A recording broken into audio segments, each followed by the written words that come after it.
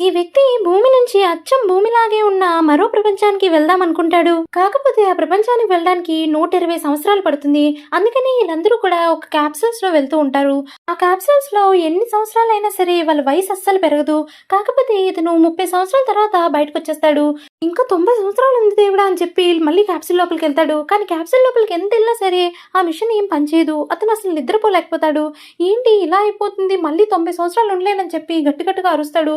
దయచేసి ఇది ఎవరైనా రిపేర్ చేయండి అని చెప్పి. కానీ ఎవ్వరూ రాడు. తర్వాత అందులో ఊపిరాడక బయటకు వచ్చేస్తాడు. అప్పుడు అతనికి ఏం చేయాలో అస్సలు అర్థం కాదు. అప్పుడు ఎలాగైనా భూమి మీద ఉన్న వాళ్ళకి నేను లేచిపోయానని చెప్పి మెసేజ్ పంపించాలి అని చెప్పి మెసేజ్ పెడతాడు. అప్పుడే దిమ్మ తిరిగే ట్విస్ట్ ఒకటి వస్తుంది. అదేంటంటే వీడు పంపించిన మెసేజ్ వెళ్ళడానికి 19 సంవత్సరాలు, అలాగే మళ్ళీ రిప్లై రావడానికి ఇంకో 36 సంవత్సరాలు పడుతుంది అని చెప్తుంది.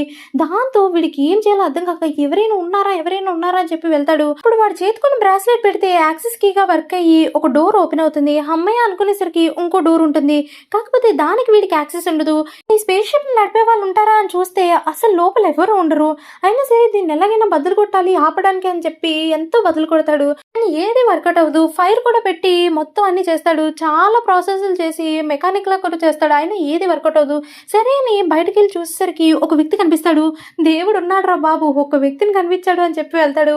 వెళ్ళి చూసేసరికి వాడు కూడా రోబోట్ అయి ఉంటాడు. ఈ మధ్య నా టైమింగ్ చూస్తే నాకే అసేమ్ వేస్తుందని ఫీల్ అవుతాడు. తర్వాత మంచి లగ్జరీ రూమ్స్ అన్ని ఓపెన్ చేసి మంచిగా డాన్స్ వేసుకుంటూ ఎంజాయ్ చేసుకుంటూ వాడికి నచ్చింది తింటూ ఉంటాడు. అలా ప్రతిరోజు ఇదే పని చేస్తూ ఉంటాడు. వాడికి బోర్ కొట్టేస్తుంది. సంవత్సరం అయిపోతుంది. రోజు తినడం, తాగడం, పడుకోవడం ఇదే పని చేస్తూ ఉంటాడు. వాడి మీద వాడికి చిరాకు వస్తుంది. పిచ్చొచ్చి బోటల్ ఇసిరి కొడతాడు దాని మీదకి. అలాగే ఎలాగైనా సరే స్పేస్ లోకి వెళ్ళిపోవాలి, ఇంకా నాకు వల్ల కావట్లేదు అని చెప్పి ఫిక్స్ అయిపోతాడు. అప్పుడు ఇంకా డిసైడ్ అయ్యి ఎలాగైనా సరే స్పేస్ సూట్ లేకుండా ఇంకా స్పేస్ లోకి వెళ్ళిపోదాము, ఇంకా నేను వల్ల కాదు అని చెప్పి స్పేస్ ని చూస్తూ ఆ బటన్ నొక్కుదాం అనుకుంటాడు. కానీ వాడికి ధైర్యం చాలక మళ్ళీ పరిగెట్టుకుంటూ వచ్చేస్తాడు. వచ్చి వాడు వేసిన బాటిల్ మీద వాడే పడతాడు. సర్లే అని చెప్పి పైకి లెగుస్తాడు. మెల్లిగా లెగిచేసరికి ఒక అందమైన అమ్మాయిని చూస్తాడు. వావ్, ఇంత అందమైన అమ్మాయిని ఇప్పటిదాకా చూడలేదు అని చెప్పి అనుకుంటాడు. ఎలా అయినా ఈ అమ్మాయి క్యాప్సూల్ విరగొట్టి ఈ అమ్మాయిని బయటికి తీసుకొచ్చేద్దామని ప్లాన్ వేస్తాడు. సబ్స్క్రైబ్.